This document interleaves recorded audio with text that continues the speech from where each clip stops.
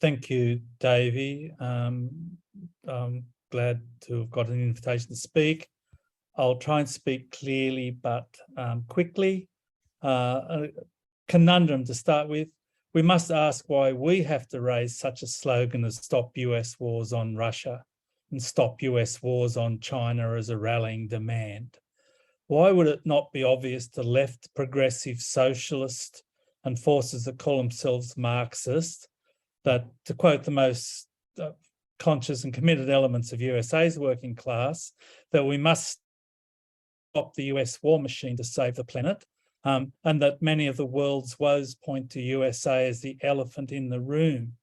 It is strange that we're coming from so far out of left field to raise the demands that should be the centre of the left and working class and peace movement demands. Here I must say I've been totally disgusted by the European left, democratic, socialist, Stalinist or once Trotskyist, that after 80 years of US military occupation, the best it could manage was to squeal Russia out from behind the skirts of the Western European bourgeoisie. I can't see that as doing anything but having built trouble for itself. The USA has declared itself the world's first, last and only truly global empire. That's Ziggy Brzezinski in 1986. It's the initiator of the new world order, as George H.W. Bush said in September 1990. Since 2017, USA has nominated Russia and China as existential threats and revisionist powers that threaten USA's rule-based world order, as in US rules, okay? Inherent in these concepts are powerful indicators of US ambitions of global domination that it may be willing to enforce by any means up to and including the threat of nuclear war. You would think such statements as above would cause global uproar, but they haven't. Since waging the first Gulf War and the collapse of the Soviet Union in 1991, the peace and anti-war movement, and above all the left, including especially many of those who call themselves Marxists, have been in a state of confusion as to the causes, responsibilities, and even the victims when it comes to responding to the rash of wars and other aggressions such as embargoes that have been unleashed by the USA since the 90s. After a century of failure by the European left, the left in the imperialist countries generally, there's a situation of extreme disorientation matched with increasing irrelevance and diversion from basic tenets that has paved the way for capitalist reaction in imperialist countries. We've largely been trapped in the matrix of worldviews and the knowledge manufactured by the ruling classes of imperialism.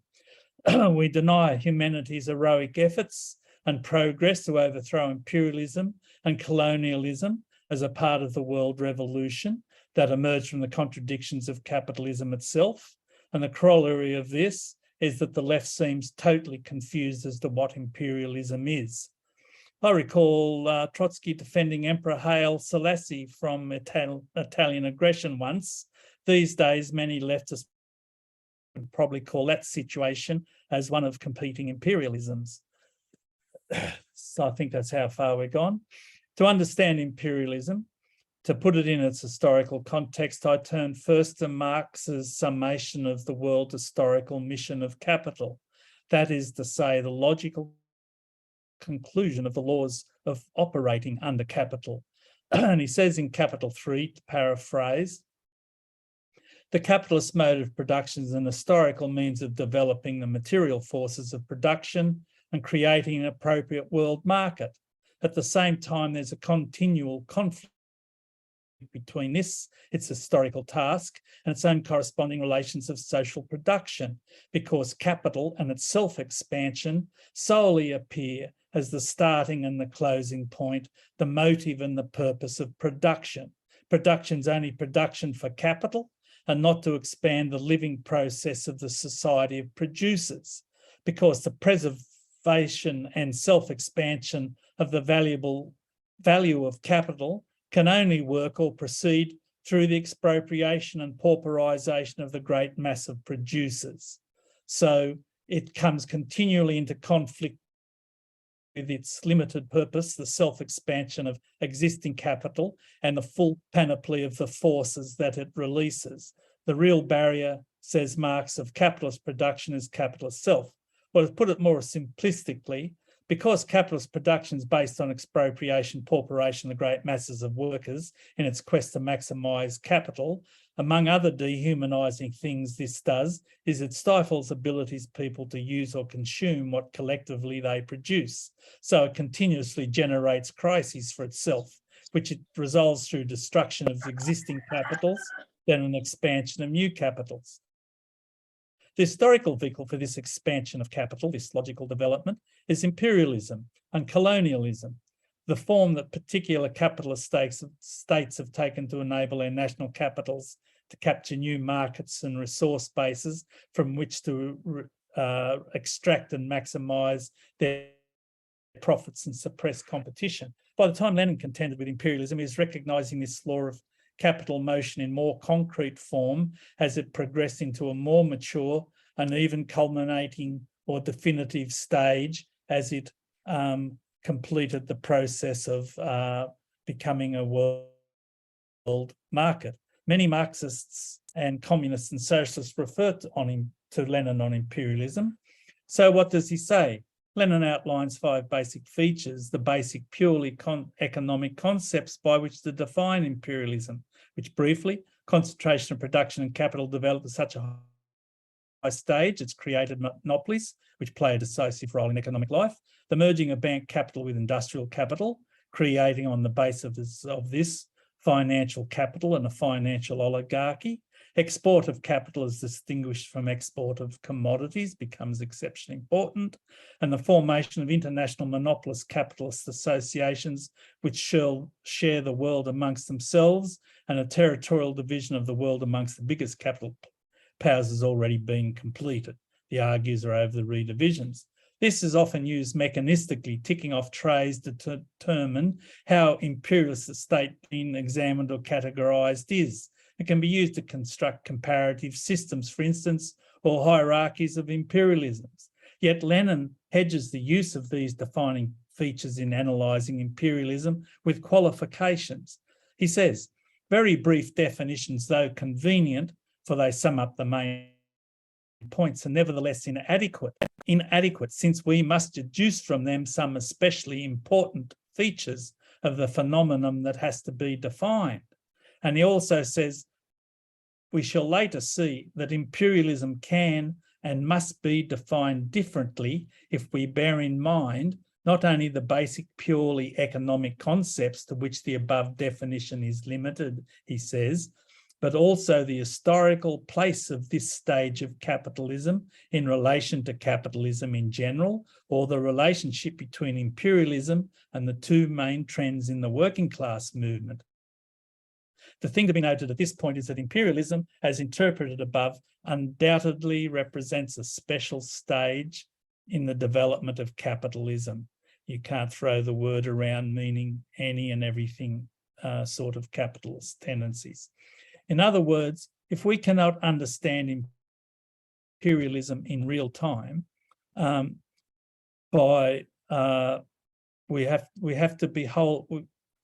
we cannot understand imperialism in real time by a cladistic grading of nation states by means of 5 trays of features. We must behold it holistically and non-mechanistically so we can see where we are within capitalism's historical progression and how imperialism stirs the working class movement, example by creating 2 main trends or countercurrents. And so consider the most effective ways from there to unite the world's working class against imperialism, against global monopoly capitalism as it exists at the time we are talking about. If we view the world historical stage in its completeness, as in my opinion the Chinese communists do, we can see and place ourselves in other events within the period of the world's revolutionary transformation from a capitalist class society into a classless world communist society, well into its 2nd century of transformation. This transformation, if we start with the revolutions of 1848, and more than 100 years if we count from the Great October Revolution, and likely with generations to go yet. To deny the validity of the Soviet Union Comecon, the Chinese Revolution, the Cubas, the Nicaraguas, the Venezuelas, the DPRKs, etc., and the interactivity of these outbursts of revolutionary energy on each other, and their validity as historically progressive integral steps in this transformation, is ultimately self-defeating, because it's saying that far from being capitalism's gravediggers, the proletarian and the working class revolutions have proven incapable of any lasting victories in over 150 years against capital. We'll come back to that in a moment if I get a chance. But now let's look at one power that is undoubtedly imperial. In fact, it claims to be the world's first, last, and only truly global empire. It claims to be the world's global hegemon, the sole power with the right to crack any power that might challenge it. You would think it's a no-brainer that this is the most dangerous entity currently on the planet, but apparently many cannot see it, let alone see its hands in multifarious events and situations. I want to look at Ziggy Brzezinski's proclamations in the grand chessboard, just to show that US imperialism is not just anti-imperialism. There he states, the American entrepreneurial economic model stresses global free trade and uninhibited competition. As imitation of American ways gradually pervades the world, it creates a more congenial setting for the exercise of indirect and seemingly consensual American hegemony. That involves a complex structure of interlocking institutions and procedures designed to generate consensus and obscure asymmetries in power and influence. American global supremacy is thus buttressed by an elaborate system of alliances and coalitions that literally span the globe.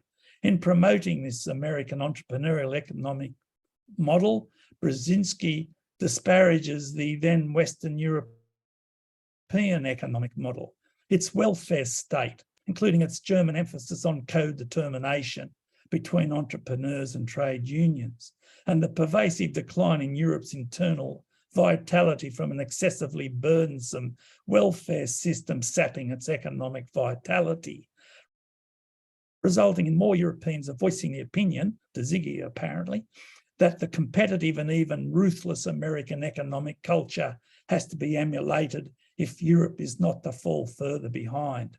I think we call that the Atlanticist Europe. So to clarify, the US empire is not promoting democracy in general, or even social democracy, which at least recognises some role for labour as a co-determinant in a pluralist socio-economy, let alone expressing tolerance anywhere in its world system for a democracy that embraces socialism or communism. Brzezinski, in fact, is describing the world liberal democratic order that serves capital, specifically finance capital. And people can look at Michael Hudson and Super Imperialism on this if they want to follow it up further. To create its finance capital effort to create an appropriate world market to maximise its power to extract profits over the needs or interests of society and the workers and people at large. USA is the world executor of the neoliberal order, laissez-faire for business in the era of global monopoly capital. At its core is a complex of interconnected US global corporations and institutions with an attendant US war machine to serve their interests. As for poorer countries of the world, with the hundreds of millions of unemployed and increasingly restless young, whose level of frustration is growing at an exponential rate, says Brzezinski, only a sustained and directed American involvement will prevent international anarchy, and the threat of war cannot be discounted in this case because these countries are outside those parts of the world where US power has been reinforced by democratic socio-political systems and elaborate external multilateral, but also US-dominated frameworks. So this is the way US realises the neoliberal dream, the creation of an appropriate world market to allow an untrammeled expropriation and pauperization of the great mass of producers for capital and its eternal expansion, being based on financial capital and international monopolist capitalist associations which share the world among themselves, but which are all contained just the same in US-dominated frameworks. So that is the working out of Marx's exposure of what the historic role of capital and contradictory self-defeating role of capital is to create a world, a market in its own image. And this vision, of course, is not merely about national domination and alliance. Its aim is global, but it reaches right into the workplace everywhere under the prevailing neoliberal capitalist economy. Witness the restructuring of jobs in the workforce as industries automated and the gig economy spreads. It's loss of full-time work, loss of conditions, work security, and increasing difficult for labour to organise at workplace and industry level. We've been deliberately steered by neoliberal governments, including both Labour and Liberal or Conservative governments, into a cycle of economic restructuring, where increased labour productivity no longer sees a growth in wages or an improvement in workers' conditions, including their social wage. This is in the imperialist core countries where labour is being comparatively privileged compared to in the global south. The idea that all big powers, the competing imperialisms, are all organised in this way is a myth that the left, and in particular the labour movement, must explore and dispel. I'll leave Russia as a special case other than to say it is only 30 odd years since the Soviet Union collapsed. Even now, Russia is treated by the West, the European Union and USA, as a country way past due time to be dismembered and ransacked of its resources. They're just a bit behind schedule, but still working on it. Class relations in the Soviet Union are fluid, and Putin's a Bonapartist figure who survives by his ability to balance the needs of the people and the new capitalist class. But he has at least reconstituted Russia as an autonomous nation state and turned the economy and living standards of many Russians around. The building alliance with the People's Republic of China is Russia choosing a new future, finally giving up hope to be part of a Europe under a fading world power. This is important to the global south that we don't hear much from in the imperialist core, that has quietly applauded Russia finally standing up to US and NATO in Ukraine, because they see here the chance of a multipolar world arrangement will take the pressure of US imperialism with its IMF, World Bank instrumentalities of neo-colonial domination from off them, allowing them to escape from debt and allocate national resources to their own sovereign development. So the left in the imperialist core countries should be able to see that not all imperialism is the same. Some are not imperialist at all. And in relation to the People's Republic of China, the left in the imperialist hemisphere must have an obligation, surely, to look at the progress of China since its successful work as peasant revolution of 1949 and try to understand in terms of the centuries-long revolutionary transformation of capitalist class society into classless world communist or human society. When one world power advocates a world market that progresses through austerity and war, and another coming emerging world power enunciates a global community of nations with a shared destiny that aims for an ecological civilization, surely a politically informed person would be curious to find out more. Lastly, I will finish off with stating something that deserves a whole session of its own. That is, since the world of imperialism as revealed by Lenin, one world event that has spawned a whole progression of further events has occurred. The Russian Revolution that Lenin himself had a central leading role in. Since then, starting with the bloodbath against communists in Germany in 1919, the competition of capitals and the manoeuvring of empires, which has continued right up towards monopoly's unipolar moment, when it comes to empires have been circumscribed by capital and the imperialism's collective fear, the spectre of the communist revolution that would put an end to all their gains.